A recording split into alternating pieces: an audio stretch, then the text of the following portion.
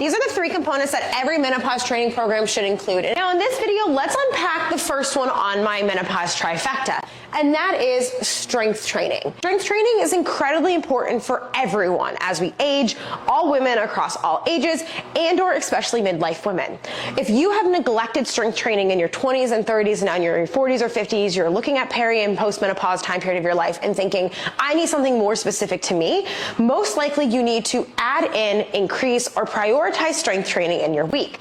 Now, strength training can look like anything of at least 2 days per week to 4 times per week.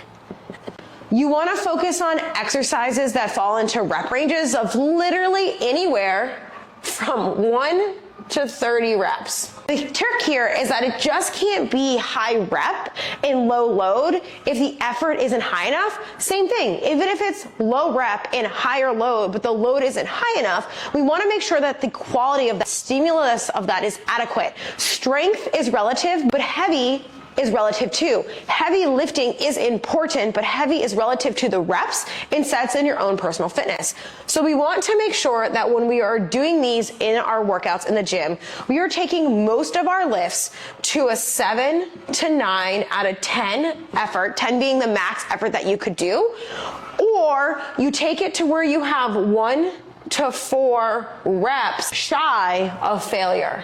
Which means that if you are in the gym and you are doing an exercise and you're doing bicep curl and you're doing a weight and you're not sure if it's heavy enough, I want you to take whatever weight you were doing, take it all the way to failure. Not sure if you're lifting heavy enough, you need to anchor that to something. You need to anchor it to knowing what close to failure or true failure feels like. So take that all the way to failure, where essentially you can't get another rep, and see how many more reps you did than what you were doing. When it comes to strength training and muscle, as long as this effort is high enough, the quality is there and maintained in your lifting, that is likely going to be adequate enough to be heavy. A lot of women are intimidated by barbells, heavy weights, the machines in the gym.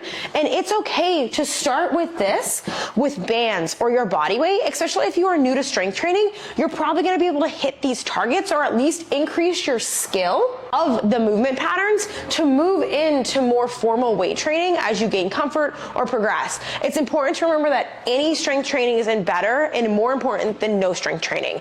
And it will be more important for you to add in whatever you are willing to do here than doing nothing at all because you're intimidated or scared or don't enjoy it. In my next video, we'll unpack power, and the one after that, cardio. So make sure you hit that follow button or turn on notifications and hang out here, because we're gonna pack the rest of these things and why they're important and how to apply them and do them in your training for midlife women, and honestly, all women. Let's be real, programs don't look that different. I'll catch you on the next one.